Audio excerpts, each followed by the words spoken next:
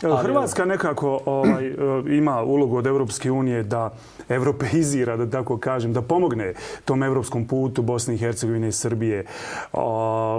Novoizabrana predsjednica je rekla, dakle, u noći kad je pobjedila, da je zanima Evropska unija, da je regija zapravo ne zanima. Šta to znači? Pa to znači da je to reklo u noći pobjede. Upravo to znači. Vjerovatno kad se naspava, prođe koji dan. Još jednu stvar je rekla u euforiji, a kasnije se ispravila. Kazala je da jeste za hrvatski entitet u Bosni i Hercegovini. Kasnije je kazala da će zapravo podržati sve ono što se dogovore narodi i politički predstavnici u ovoj zemlji. Pa dobro, opet ste sami s pravom konstatovali da je to rešeno i u euforiji i prve večeri. Ali sad da to malo uozbiljimo sve zajedno.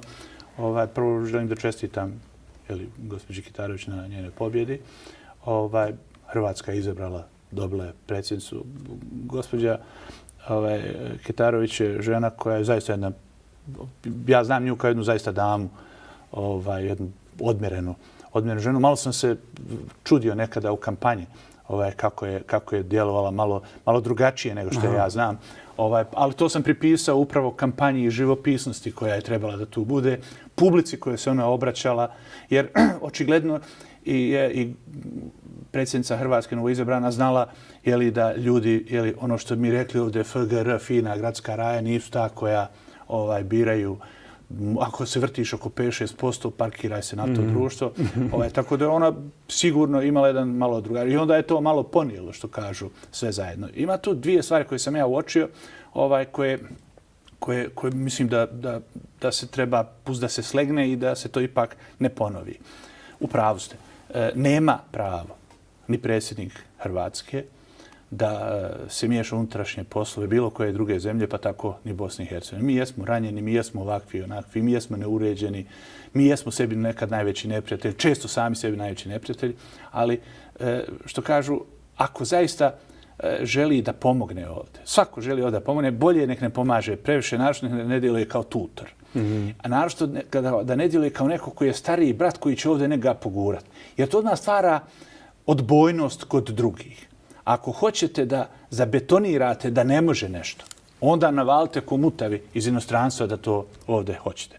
Dakle, prvo, projekat trećeg entiteta, to uz puno uvažavanja, to je mrtav projekat. To je mrtvorođenče kogod to pokuša da dovede do osnovne škole. Dakle, od toga nema ništa.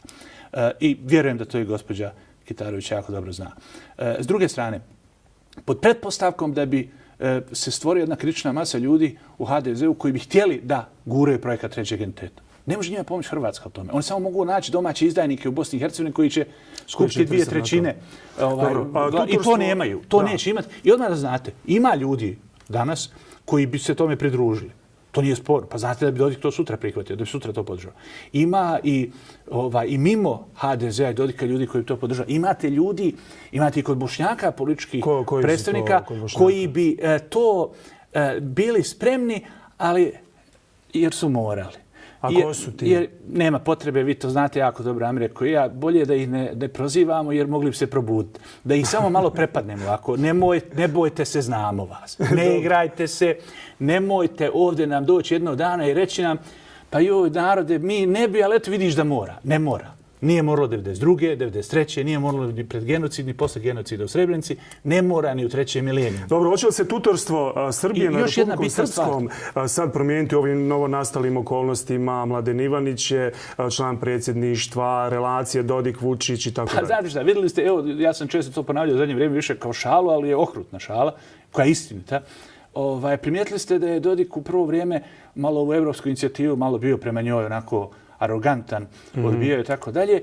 I jeste primijetili koga je jedini podržao i komu je rekao bravo majstore, svaka čast, samo upravo Vojislav Šešelj. Dakle, jedini čovjek iz Beograda koji ga je javno podržao u tome je bio Vojislav Šešelj. Dakle, kad je vidio da je Šešelj jedini koji ga grli, da ne može da on pobjegne iz onolikog zagrlja, jer Dodik nije mali, čovjek je očigledno odlučio da pobjegne odatle. Dakle, šta hoću da vam kažem?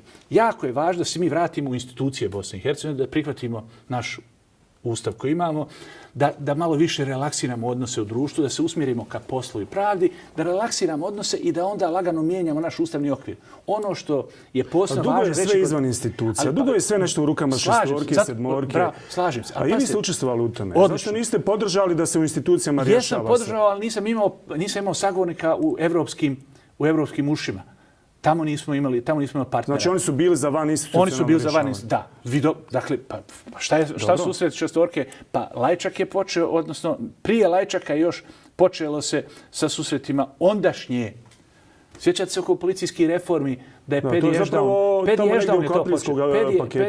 je još počeo praktično da vodi priču o tim, da tako kažem, okupljanjima na Vlašiću i slično. On nas je okuplja vlast i opoziciju. Ali da vas podsjetim, uzmite, može se lako naći na internetu, prva verzija njemačko-britanske inicijative kaže da sve ovo stoji i onda kaže mi očekujemo da lideri političkih stranaka prihvate ovo kao obvezu. Ja sam direktno, evo to sad želim ovo da kažem, u razgovorima prije Aspen najavljivanja te inicijative, razgovarao telefonom i onda imao sastanak prije samo konferencije i sa Hammondom i sa Steinmeierom u kojem sam rekao, molim vas, vratite ovo u institucije. Nemojte političkim liderima davati, znam ja nas. Ja znam kako će to završiti. To sam razgovarao i sa Cathy Ashton i sa Federico Mogherini i prije izbore. Da je važno vratiti u institucije Bosne i Hercegovine. I vidite, sad imamo predsjedništvo, imamo parlament koji igri, vijeće ministra će to mora da uradi i morat će